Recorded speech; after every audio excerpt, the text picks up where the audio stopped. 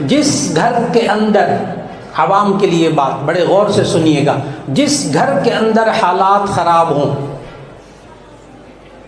ان 10 چیزوں کو اپنی زبان پر بالکل نہ لے کر آئیں، اللہ اس گھر کے حالات کو درست کر دے گا۔ کر کے دیکھ لیں۔ ایک تعویذ دینے لگا ہوں، تعویذ بتانے لگا ہوں، اور آپ سب پورے مجمع کو اس تعویذ کی اجازت دیتا ہوں کہ آپ بھی کر سکتے ہیں وہ تعویذ۔ کون سے کلمات ہمیں نہیں بولنے چاہیے جو ہمارے لیے وبال جان بن جائیں گے، اور کون سی اچھی باتیں ہیں جو کہ ہماری تولی جائیں گی۔ بڑے غور سے بات کو سننا ہے، اب عوام کو یہاں سے سمجھ میں آنا شروع ہو جائے گا انشاءاللہ۔ کلمہ، یہ تمام علماء جانتے ہیں کہ لفظ کو کلمہ کہتے ہیں۔ لفظ کسے کہتے ہیں؟ جو منہ سے نکلتا ہے، زبان سے نکلتا ہے، اور یہ زبان سے نکلنے والا لفظ یہ اتنا اثر رکھتا ہے کہ شرح جامی میں آپ نے پڑھا، علامہ جامی وہاں کیا فرماتے ہیں؟ وجہ تسمیہ کلمہ کی پڑھا آپ نے کہ کلمہ کو کلمہ اس لیے کہتے ہیں کہ الکلم الجرح، کلمہ کہتے ہیں زخم، زخمی کرنا۔ جس طرح زخم انسان کے دل پر، بدن پر اثر کرتا ہے، اس طرح یہ کلمہ منہ سے نکلنے والا لفظ دوسرے انسان پر اثر کرتا ہے۔ اور آپ کو وہ شرح جامی کے اندر جو پڑھی آپ نے اتنی موٹی بڑی کتاب، اسی جگہ آپ نے حضرت علی کرم اللہ وجہہ کا شعر پڑھا، کمال کا شعر ہے حضرت علی کرم اللہ وجہہ کا، جو علامہ جامی نے نقل کیا۔ ذہن میں آپ کے موجود وہ شعر، میں شعر پڑھتا ہوں پھر اس کے بعد ترجمہ بھی اس کا عرض کرتا ہوں، آپ کو سمجھ میں آئے گا گھروں کے اندر کیا ہوتا ہے۔ حضرت علی کرم اللہ وجہہ نے وہاں شعر جو کہا بڑے غور سے سننے والا، جراحات السنان لها التیام ولا یلتام ما جرح اللسان، جراحات السنان لها التیام، نیزے جو زخم لگاتے ہیں وہ مندمل ہو جاتے ہیں، ولا یلتام ما جرح اللسان، زبان جو زخم لگاتی ہے وہ مندمل نہیں ہوتے۔ اس نے مجھے فلاں وقت میں یوں کہا تھا، چوٹیں بھول جاتا ہے انسان، آپریشن بھول جاتا ہے، لیکن انسان کی کہی ہوئی باتوں کو نہیں بھولتا۔ اتنا گہرا اثر ہے انسان کی زبان کا۔ اور اللہ تعالیٰ نے قرآن مجید کے اندر انسان کی زبان کے 10 عیب بتائے ہیں۔ اب عوام کے لیے پوری توجہ، یہ خواص فوراً سمجھ جائیں گے۔ اللہ تعالیٰ نے زبان کے 10 عیب، وہ زبان کا خالق ہے، اس نے کہا یہ 10 عیب آپ کی زبان میں نہیں ہونے چاہیے، ایک بھی ہوا تو آخرت میں وبال بنے گا۔ نمبر 1 جھوٹ، جھوٹ کے بارے میں آیتیں آپ نے پڑھی، خوب پڑھ لی ماشاءاللہ۔ نمبر 2 غیبت، سورہ حجرات، لا یغتب بعضکم بعضا ایحب احدکم ان یأکل لحم اخیہ میتا۔ نمبر 1 جھوٹ، گنتے جائیے گا، 10 پوری کرنی ہے، پھر سبق مکمل ہو رہا ہے انشاءاللہ۔ جھوٹ زبان میں سے نہیں نکلنا چاہیے، جھوٹ نہ بولیں۔ نمبر 2 غیبت نہ بولیں۔ غیبت کسے کہتے ہیں؟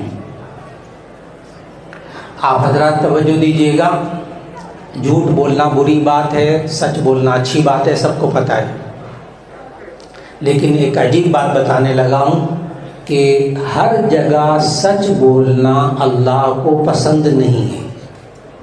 ناراض نہیں ہونا کسی نے،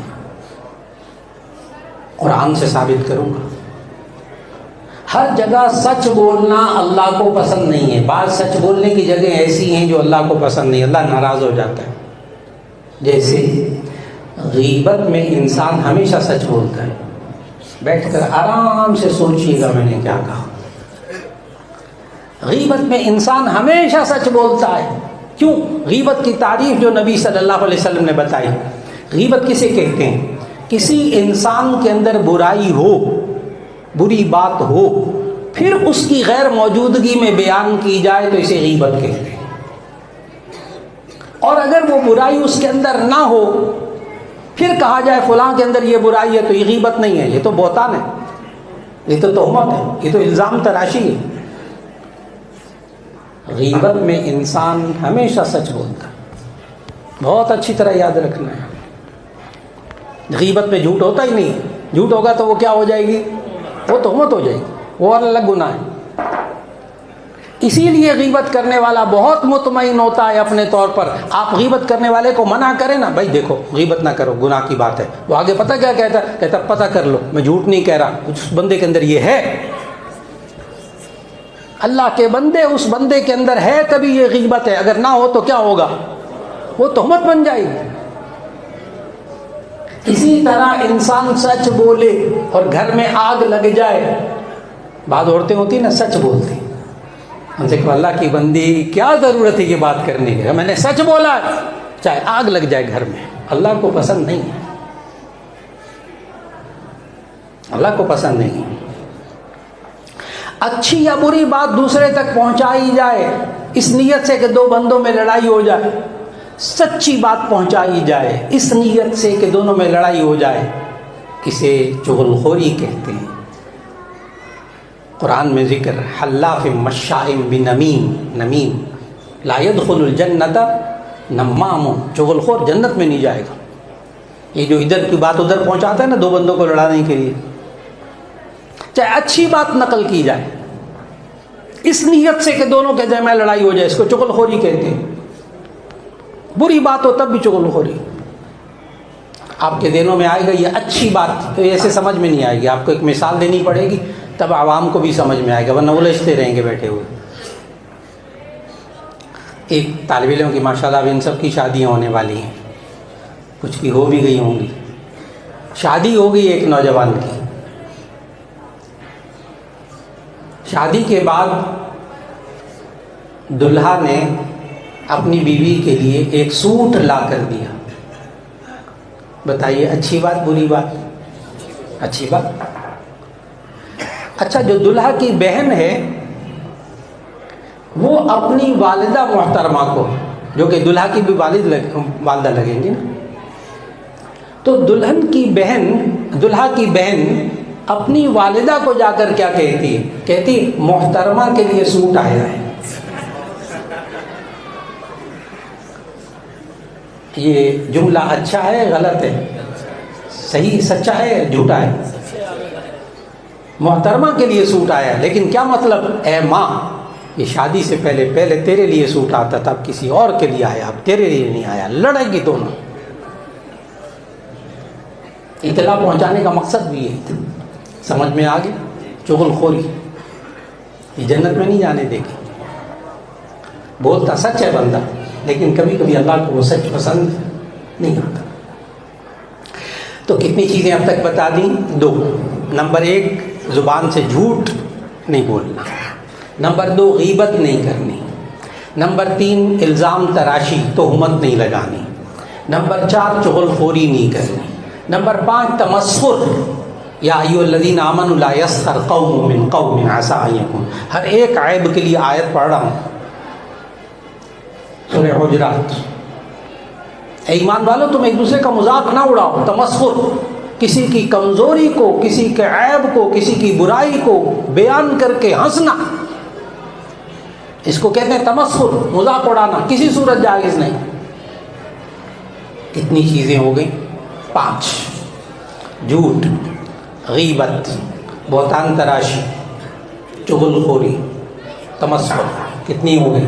5۔ بچوں کے عادت پڑی ہوتی ہے نا سبق یاد کرانے کی، تاکہ یاد ہو جائے اچھی طرح، پھر 5 کو 10 کو ویسے ایک دم یاد کریں گے نہیں یاد رہیں گے۔ پہلے 5 یاد ہوگی، اب 5 پر توجہ دیجیے گا۔ نمبر 6 خدیعہ، خداع، دھوکہ۔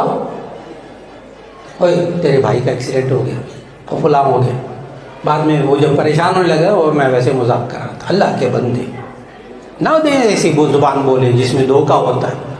میں نے مثال دی، زندگی بھری پڑی ہے ان الفاظ سے جن سے دھوکہ دیا جاتا ہے۔ دھوکہ دینا یہ اللہ نے منافقین کی عادت بتائی ہے۔ سورۃ البقرہ کا 2 رکوع، یخادعون اللہ والذین آمنوا وما یخدعون الا انفسهم وما یشعرون۔ یہ اللہ کو دھوکہ دیتے، ایمان والوں کو دھوکہ دیتے، حالانکہ اپنے آپ کو دھوکہ دیتے۔ نمبر 6 धोखा।